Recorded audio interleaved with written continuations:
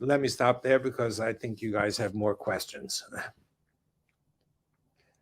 Do you want to take a question, or because I got another one that I think is really all right. So, did you ever try increasing the diameter of the Nafton tube to see if the flow increased?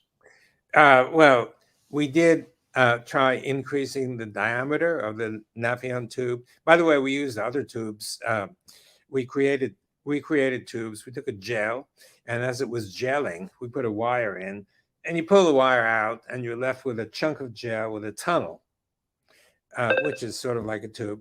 And you immerse it into suspension of water with microspheres, and essentially you've got the same story.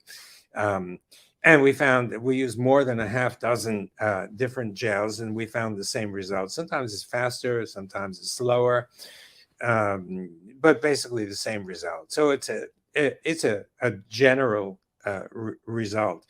Yeah, we did. But if you think about it, when you increase the size, of course, we were eager to see what happens.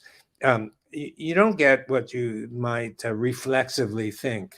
You think that the larger the diameter, the more hefty the flow.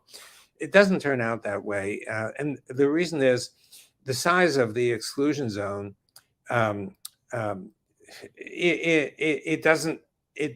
It increases, or I should say, it's got a maximum size typically.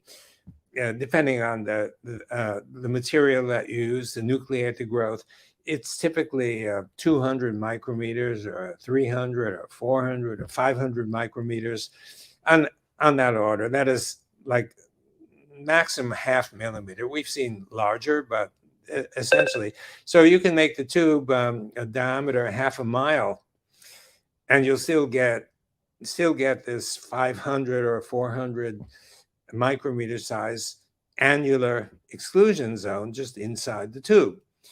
And then, as I said earlier, that as the EZ forms,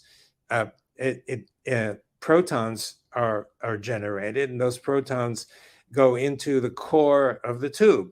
And they're not going to be very concentrated if you have a large tube. And therefore, you want them to be concentrated, because the more concentrated they are, the more they want to get away from one another, and the more brisk the flow. So the whole thing almost fails when you exceed a certain diameter. There's just not enough proton pressure to drive the flow.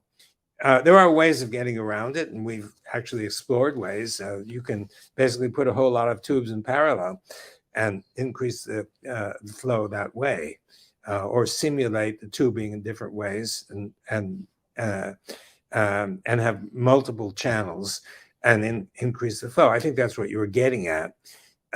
So, long answer to a short question. There's, at least in our hands, there's a maximum diameter beyond which, if you go, you don't achieve anything.